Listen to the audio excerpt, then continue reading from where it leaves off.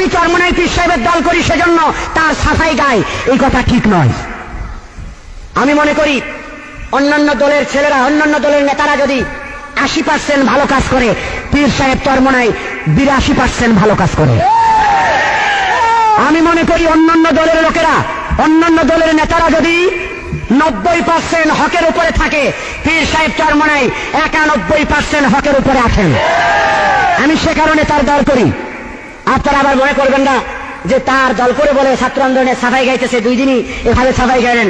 আমি সাফাই গাওয়ার চেষ্টা করি না। জেনে রাখবেন, মুজাহিদরাও জেনে রাখবেন, আমি এই বিশ্বাস করি পীর সাহেব চরমনাই যদি আগামীকাল যদি সে না হক হয়ে যায়, হকের উপর থেকে যদি সরে যায়, আমি আইনুদ্দিন আজাদ আজকে যত জোরে কথা বলছি তার পক্ষে, আগামীকাল অবশ্যই এর চেয়ে বেশি জোরে তার বিপক্ষে কথা বলবো।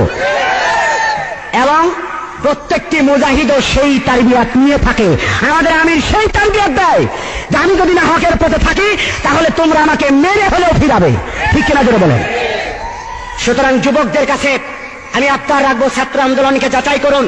পৃথিবীর অন্য ছাত্র সংগঠনকে, বাংলাদেশের অন্য ছাত্র সংগঠনকে আপনারা যাচাই করুন। যাচাই বাছাই করে যদি ছাত্র আন্দোলনের, এখানে অনেক কলেজের ছেলেরা আছে, জীবনে কোনদিন মাদ্রাসার বারান্দায় পাওয়া যায় নাই, জীবনে কোনদিন মাদ্রাসা। এই একমাত্র আমি বাইরে আমার বিরুদ্ধে যত মামলা মোকদ্দমা করা হয়েছে 10 থেকে 15 লাখ টাকার মতো টাকা গেছে আমার। তারপর আমার 2 ছেলে, তো এক ছেলে 24 ঘন্টা আর এক ছেলে 48 ঘন্টা হাজতও খাটিয়েছে। কি দেখছে যে চরমনাই পীরে ফিরিয়ান যায় কিনা। অনেকে বলে, হুজুর আপনি তো ভালোই আছেন, আগে রাজনীতি করিয়া তো কাল শেষ করছেন। রাজনীতি করা তো কোন ওলি আল্লাহদের কাজ না। আমি কয় না, আল্লাহ পাক ফরমাইছেন আকিমুদ্দিন, তোমরা দিন কায়েম করো। আল্লাহ পাকের আদেশ না। এখন যদি দিন কায়েম করার চেষ্টাটুকু না করি, তাহলে এখানে তো মাওলার নাফরমানি করলাম। কথা বলেন না কেন? আমি যখন প্রথম রাজনীতি মানে প্রত্যক্ষভাবে যখন শুরু করলাম, অনেক লোকে আমাকে বাধা দিয়েছে, কাল হুজুর এটা করলে তো পীর মুরিদ থাকবে না। আমি বলে, আমি তো পীর মুরিদির জন্য পীর মুরিদি করি না, আমি পীর মুরিদি করি মাওলাকে রাজি খুশি করার জন্য।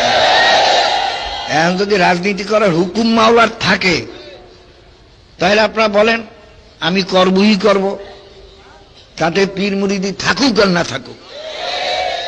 বাবারে দুনিয়া যাইতে পারে, ছেলে মেয়ে যাইতে পারে, আত্মীয় স্বজন যাইতে পারে, টাকা পয়সা যাইতে পারে। এই একমাত্র আমি বাইরে আমার বিরুদ্ধে যত মামলা মোকদ্দমা করা হয়েছে 10 থেকে 15 লাখ টাকার মতো টাকা গেছে আমার। তারপর আমার 2 ছেলে, তো এক ছেলে 24 ঘন্টা আর এক ছেলে 48 ঘন্টা হাজতও খাটিয়েছে। কি দেখছে যে চরমনাই পীরে ফিরিয়ান যায় কিনা। টাকার লোক যা দেখাইছে ওটা তো কোনো সাক্ষী নাই। ভয় ভীতি যেটা আমার উপরে আনছে বাইরা। কিন্তু আমি বলছি যে ছেলেরা ছেলে যাইতে পারে, আমি ছেলে যাইতে পারি, আমি মরতে পারি, তবে মাওলাকে বেজার করিয়া কবরও যাইতে রাজি না।